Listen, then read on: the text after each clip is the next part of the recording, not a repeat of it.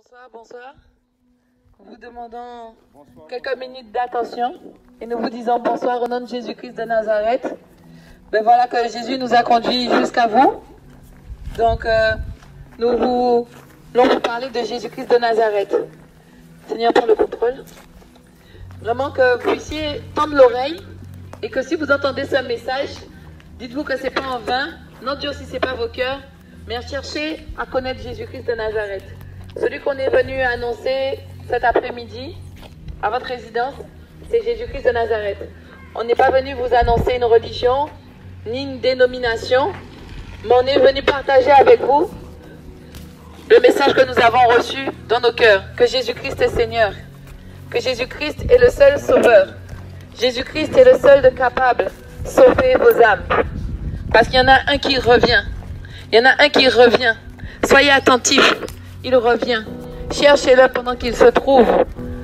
Demandez-lui de se présenter à vous, de se révéler à vous. Parce que c'est un Dieu qui se révèle. On est venu vous présenter Jésus-Christ de Nazareth. On est venu vous présenter Jésus-Christ de Nazareth qui revient. On est venu vous dire que nous n'avons pas de dénomination. Nous n'avons pas de religion que nous voulons vous présenter. Nous voulons vous présenter le seul qui est mort pour nous à la croix de Golgotha. Il y en a un seul qui est mort, crucifié. Mais la bonne nouvelle qu'on est venu vous annoncer, c'est qu'il n'est pas resté sur cette croix. Il n'est pas resté sur vos chapelets. Non, il est ressuscité le 3e jour. Et c'est celui-là qu'on est venu présenter à la résidence de Lamentin-Blachon. Jésus-Christ qui revient. Celui qui est, celui qui était et celui qui revient. Donc si vous entendez ce message, n'endurcissez pas vos cœurs. Mais comprenez que c'est un avertissement. Un avertissement à mettre sa vie en règle. Un avertissement à chercher à connaître le Dieu Tout-Puissant Jésus-Christ de Nazareth. Un avertissement à comprendre dans quel temps nous sommes. Nous sommes plus dans un temps où on doit chercher à adorer les bâtiments, adorer les hommes. Tout ça, c'est de l'idolâtrie. En fait, Jésus-Christ est l'idolâtrie parce qu'il est un Dieu jaloux. Et il veut que chaque homme puisse avoir une relation intime avec lui. Que chaque homme puisse le chercher pendant qu'il se trouve. On est venu vous annoncer cette bonne nouvelle, que Jésus-Christ est ressuscité le 3e jour. Il est vivant et il se laisse trouver par tous ceux qui le cherchent. Et ce que Jésus-Christ veut faire aujourd'hui, c'est frapper à la porte de ton cœur. Si ton cœur est disposé, si tu veux l'accepter comme Seigneur et Sauveur personnel, sache qu'il n'est pas trop tard, quelle que soit ta situation, quelles que soient les choses que tu as pu commettre auparavant. Jésus-Christ, il est miséricordieux pour pardonner ceux qui le cherchent. Il est miséricordieux pour pardonner ceux qui invoquent son nom d'un cœur sincère. Ceux qui reconnaissent leurs erreurs et qui demandent pardon, eh bien, il pardonne. Il est riche en pardon. Mais Jésus-Christ, ce qu'il veut, c'est la sanctification, que chaque homme puisse marcher dans la sanctification. On n'est pas venu vous prêcher une religion.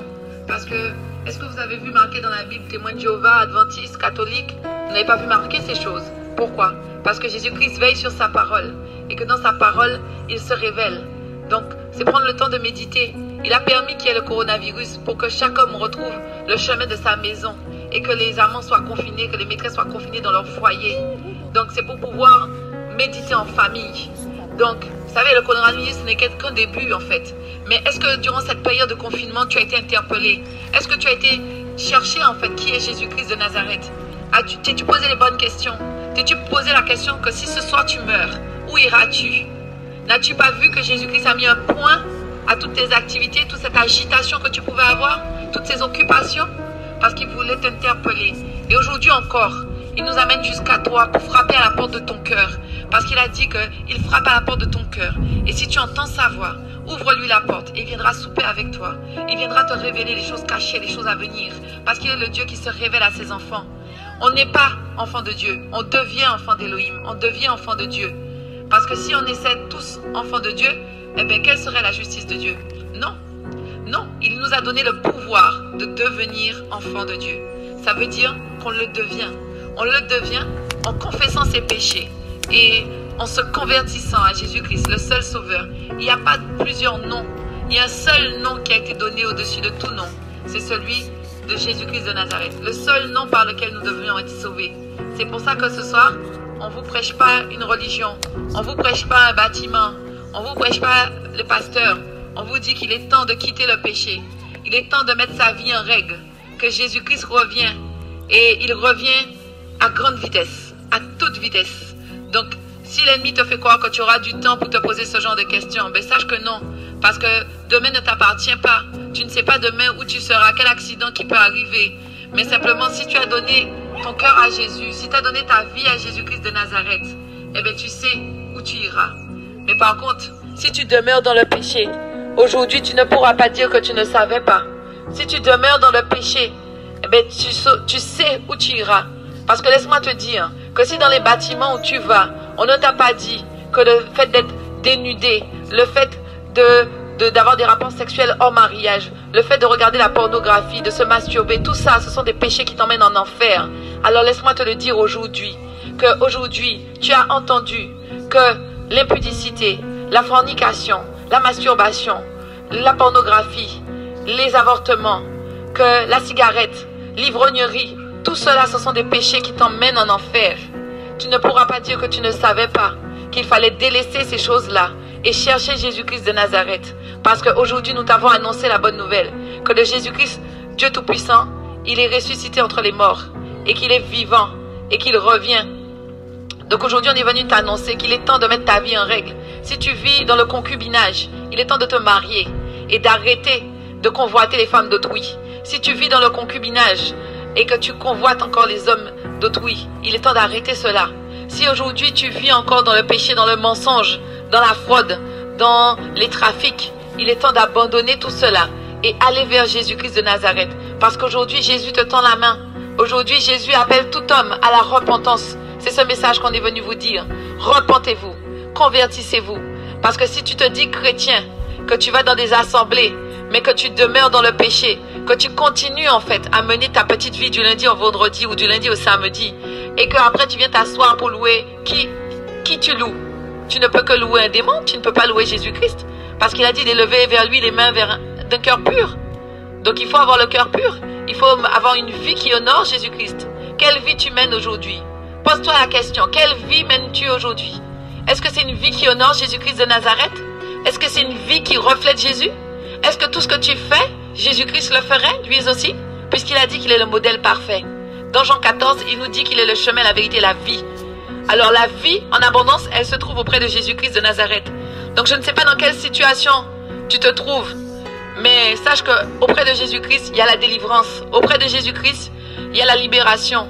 Parce qu'il nous dit que s'il nous affranchit, nous serons réellement libres. Et aujourd'hui, nous voulons te parler de la liberté que nous avons acquise auprès de Jésus-Christ de Nazareth. Cette liberté qui aujourd'hui nous pousse à vouloir te présenter Jésus-Christ de Nazareth, afin que tu saches qu'il y en a un qui est capable de te libérer, il y en a un qui est capable de te délivrer, il y en a un qui est capable de te guérir, il y en a un qui est capable de te montrer quel est le chemin par lequel il veut te faire passer pour que tu arrives à la vie éternelle, parce que c'est une promesse qu'il nous a faite.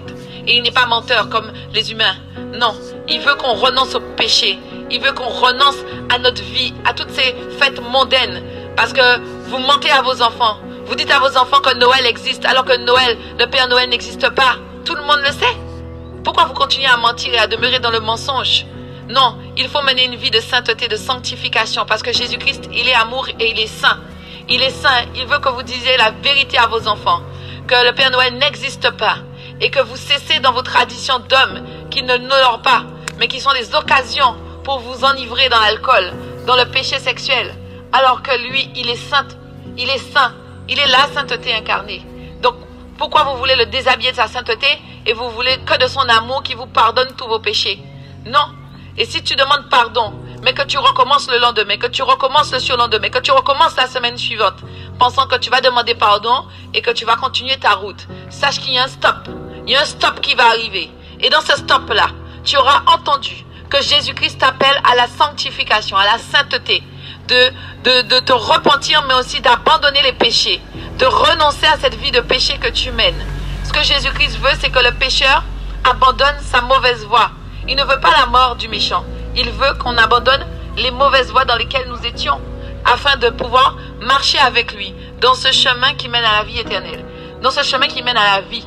Alors si tu crois que tu es en vie parce que tu bois, tu as un travail, tu as une voiture, laisse-moi te dire, ton travail là, tu ne vas pas travailler au ciel. Ta voiture, elle ne montera pas au ciel.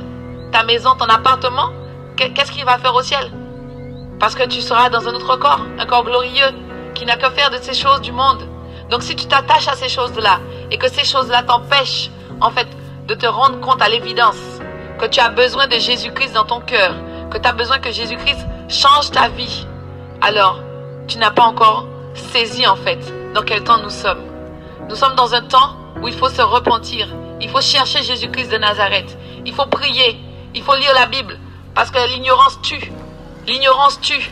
Quand tu continues à aller invoquer les morts, comme Marie, Saint Michel, Saint Antoine, Saint Paul, Saint Pierre, qui tu invoques? Tu invoques des démons?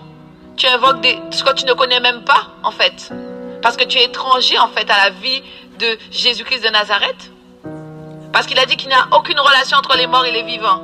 Et aujourd'hui, toi, eh ben, tu passes ton temps à invoquer les morts. Alors, que veux-tu attendre de Jésus-Christ de Nazareth?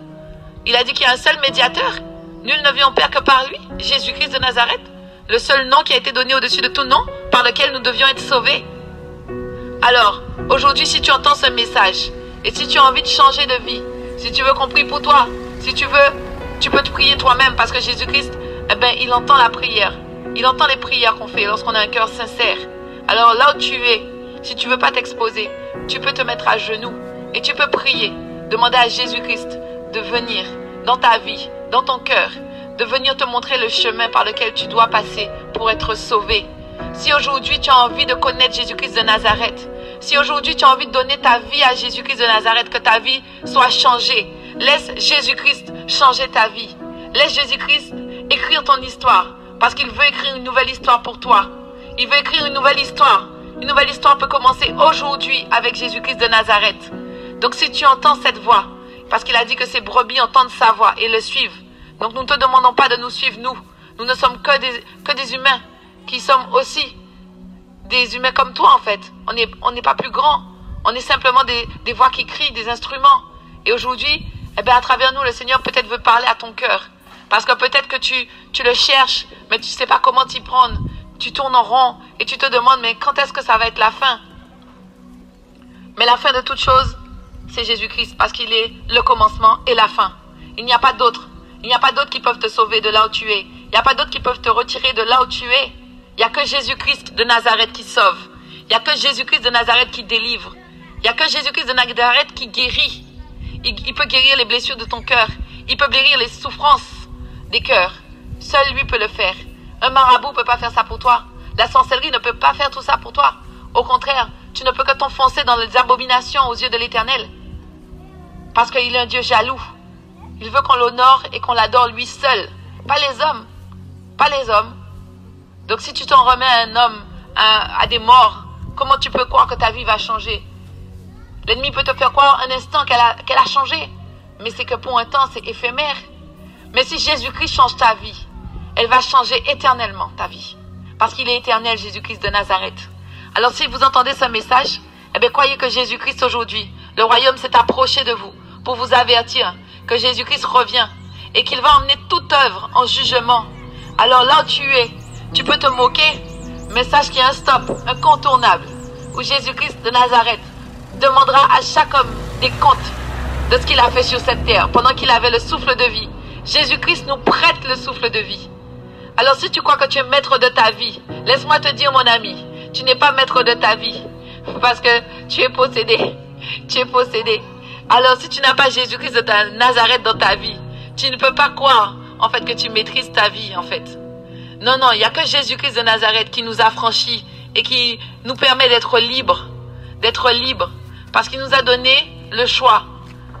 La vie ou la mort. Aujourd'hui, pose-toi la question. Quel choix as-tu fait? Est-ce que c'est le choix de mener ta vie comme tu l'entends? Selon toi? Mais ce chemin-là te conduit en enfer?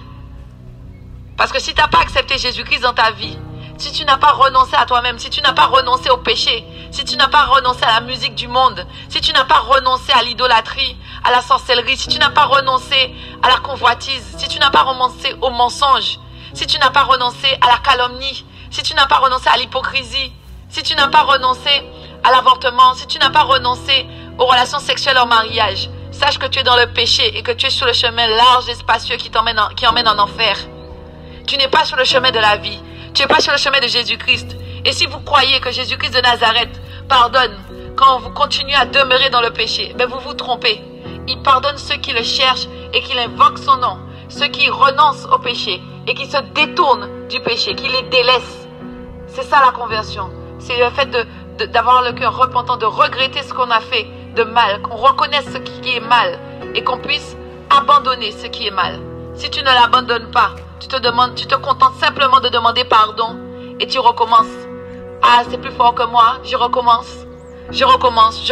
Mais sache qu'aujourd'hui, tu as entendu qu'il y aura un stop. Et à ce stop-là, auras-tu eu le temps de te détourner de toutes ces choses? Auras-tu eu le temps de faire le bon choix? Eh bien, sache que c'est aujourd'hui le jour du salut. C'est aujourd'hui que tu dois prendre une décision. Quel chemin tu veux suivre, la vie ou la mort? Jésus-Christ ou Satan? Quel chemin tu veux? Quel chemin tu veux emprunter? Parce que Jésus-Christ revient. Ne vois-tu pas que Jésus-Christ revient? N'entends-tu pas que Jésus-Christ de Nazareth revient? Mais il revient chercher son église. Il revient chercher des disciples, pas des religieux. Il ne vient pas chercher des gens qui ont des belles paroles dans leur bouche. Alors si tu continues à croire aux fables, eh bien sache que les fables t'emmènent en enfer. Si tu continues à croire que tu auras le temps, eh bien sache que le temps va te surprendre.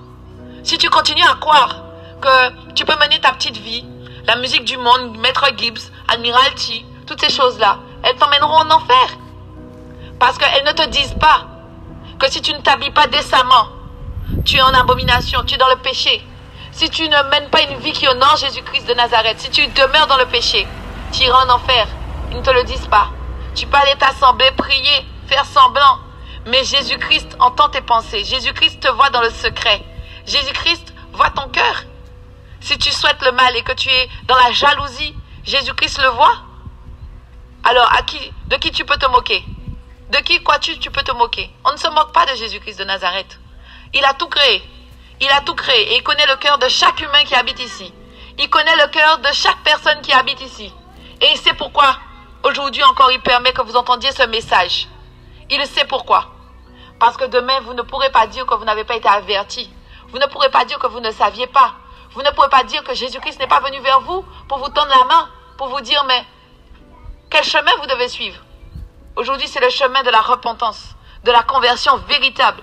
Non pas un bâtiment, non pas une dénomination, non pas un pasteur, non pas un prêtre. Mais c'est le temps de chercher Jésus-Christ de Nazareth.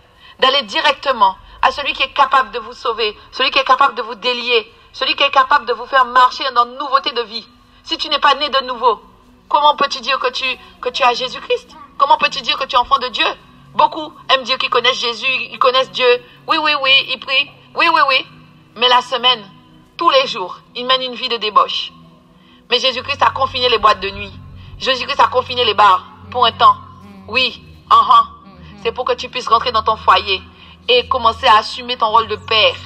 Que tu puisses commencer à prier, méditer avec ta femme, avec ton épouse, avec tes enfants. Donc il a confiné tout ça pour que ceux qui sont dehors puissent rentrer dans leur foyer et commencer à mettre de l'ordre dans leur foyer. Mets du ménage chez toi. Pourquoi tu veux aller promener ici et là et chez toi c'est le désordre? Mets de l'ordre dans ta vie. Aujourd'hui c'est ça, c'est le temps de mettre sa vie en règle, de mettre de l'ordre. Parce que tu croyais que c'était une course sans stop. Mais il y a des stops. Jésus-Christ fait des stops. Et le confinement, c'était un stop. C'était un point-virgule. Oui, c'était un céder le passage. Oui, il fallait laisser le train passer pour pouvoir prendre le bon train. Parce que tu étais embarqué dans une course infernale. Tu allais ici et là. Tu n'avais pas de stop. Eh bien voilà, il y a eu un stop. Mais sache qu'il y a un stop final. Il y a un carrefour incontournable.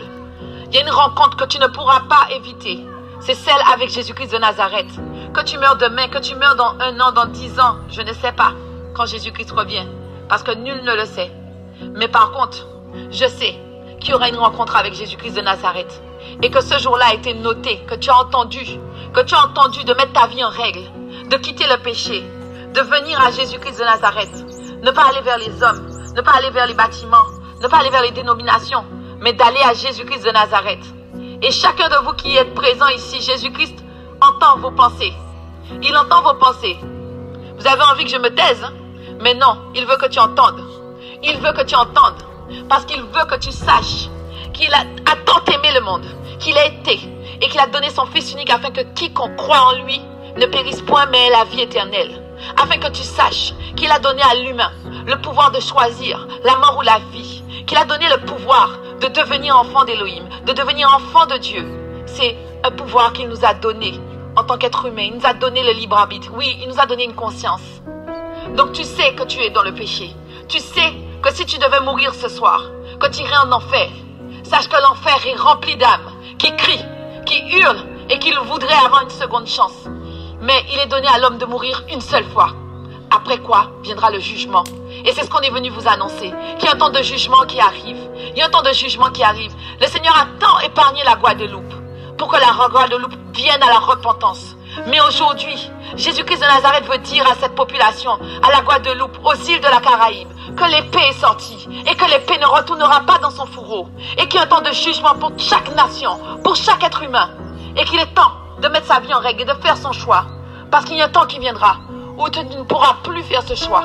Il y aura un temps où tu n'entendras plus parler de Jésus-Christ de Nazareth comme nous le faisons aujourd'hui. Nous aussi, nous avons nos familles. Nous aussi, nous avons nos occupations. Nous aussi, nous avons un travail.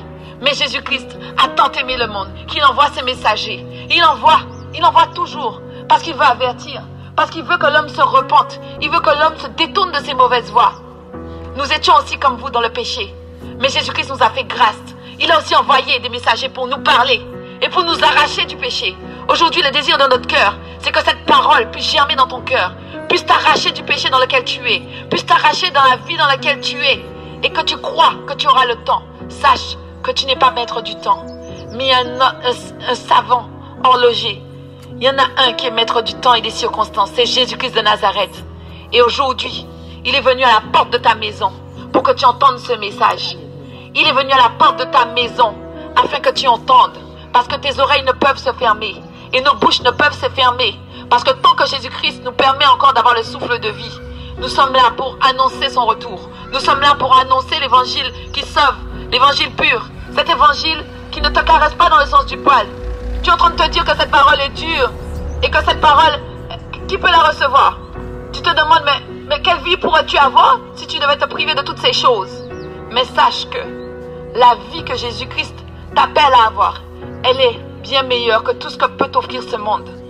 La vie que Jésus-Christ t'appelle aujourd'hui à avoir, cette vie de sanctification, cette vie de sainteté, elle est meilleure que tout ce que peut t'offrir ce monde. À quoi servirait-il à un homme d'être dans le monde, d'être reconnu, d'être adoré, d'être adulé, s'il perdait sa vie, la vie auprès de Jésus? Parce que la vie en abondance, elle se trouve qu'auprès de Jésus-Christ de Nazareth. Donc si tu crois que tu es en vie, si tu crois que tu as une belle vie, laisse-moi te dire que si tu vas en enfer là, à cause de tes péchés là, tu n'auras pas une belle vie. Tu crois que tu vas me danser? Tu ne pourras pas danser Michael Jackson. C'est Michael Jackson qui va danser sur toi. Il faut que tu te réveilles. Alors ça, c'est un message pour te réveiller. Parce que Jésus-Christ est venu te réveiller, mon ami.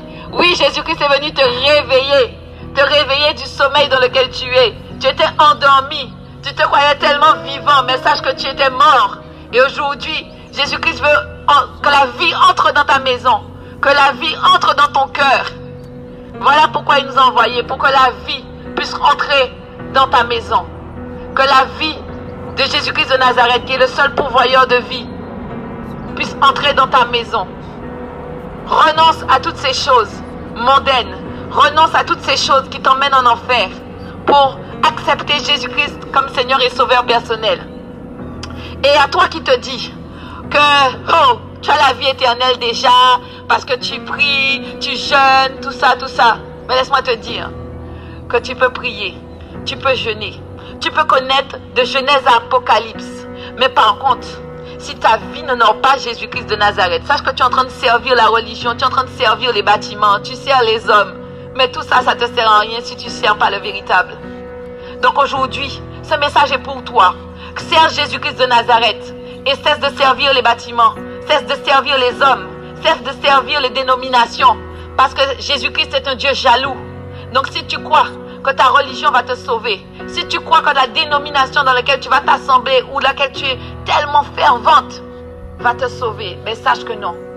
Parce qu'il y a beaucoup qui appelleront Seigneur, Seigneur. Et Jésus-Christ leur dira, je ne vous ai point connu. Je ne vous ai point connu. Vous avez servi les hommes au lieu de me servir moi, le seul créateur, le seul qui a été à la croix de Golgotha, qui a donné son sang pour qu'on ait la vie éternelle. Le seul, l'unique et le véritable. Alors si tu crois que toutes tes œuvres vont te sauver, sache que Oui, la foi sans les œuvres est morte, mais les œuvres sans la foi est tout aussi morte. Alors les œuvres ne sauvent pas. Tu peux croire que tu es une bonne personne parce que tu aides ton prochain, parce que tu donnes, parce que tu es généreuse. Mais sache que toutes ces œuvres-là, si tu n'as pas la foi en Jésus-Christ de Nazareth, si tu n'as pas la sanctification, tu ne verras pas Jésus-Christ de Nazareth. Tu es étrangère à Jésus-Christ de Nazareth. Donc il est temps en fait de mettre sa vie en règle. Il est temps de chercher Jésus-Christ de Nazareth pendant qu'il se trouve. Donc si aujourd'hui vous avez entendu, et comme vos oreilles ne peuvent se fermer, donc vous avez entendu qu'il est temps de chercher Jésus-Christ de Nazareth. Il est temps d'arrêter de mentir à vos enfants en leur faisant croire que Père Noël passe par les cheminées que vous n'avez pas pour amener des cadeaux. Il est temps de dire la vérité à vos enfants. Il est temps de dire la vérité à ton mari toutes les fois où tu l'as trompé. Il est temps de lui dire la vérité. Il est temps de confesser en fait tes péchés pour que ton cœur soit allégé, que ton cœur soit libéré. Il est temps de reconnaître ses erreurs. Il est temps de se repentir et de chercher Jésus-Christ de Nazareth, car la vie en abondance se trouve auprès de lui. Il est temps d'abandonner le péché. Il est temps de renoncer aux musiques du monde, aux festivités du monde, à toutes ces fêtes païennes dans lesquelles vous aimez vous trouver, pensant que c'est ça la vie. Mais c'est ça la mort en fait. Dès le commencement, Satan est menteur. Dès le commencement, il aime le déguisement. Il vous fait vous déguiser de janvier à décembre. Halloween, vous êtes déguisé. Noël, vous êtes déguisé. Épiphanie, vous êtes déguisé. Jour de l'an, vous êtes déguisé. Déguisé par vos maquillages, déguisé par vos tenues de paillettes, de lumière. Carnaval, vous êtes déguisé. Mais le déguisement, encore une arme de Satan. Il est temps de renoncer, de se montrer tel qu'on est, d'être vrai avec Jésus-Christ de Nazareth. C'est pas vos petits chants, c'est pas vos tenues moulantes qui vont vous rendre désirables. Ça, c'est encore un péché, encore un mensonge de Satan. La plupart du temps, la plupart des hommes, quand ils vous voient dénudés comme ça, ils se disent juste de passage. Non, Jésus-Christ c'est celui qui donne des maris. Laisse-moi te dire, si tu ne le savais pas, quand Jésus-Christ t'a créé, il a aussi créé une moitié pour toi. Il avait créé une moitié déjà pour toi avant même qu'il te crée toi. Il avait déjà créé un mari pour toi. Alors cherche à connaître la volonté de Jésus-Christ de Nazareth et il te révélera qui est ton mari. Et arrête de passer d'homme en homme parce que tu souilles ton corps. Tu souilles ton corps. Tu souilles ton corps. Tu peux t'habiller sexy, mais en fait ton cœur est blessé. Tu peux t'habiller sexy et désirable et maquillé. Et tu peux avoir les lèvres qui vont jusque derrière les oreilles. Tes dents sont dehors, mais ton cœur est blessé. Ton cœur est meurtri. Parce qu'on t'a tant de fois promis et on t'a tant de fois abandonné, délaissé. Mais Jésus-Christ peut guérir tes souffrances. Jésus-Christ peut guérir ton cœur. Jésus-Christ peut te donner la paix du cœur. Parce qu'il nous a fait cette promesse de nous donner la paix.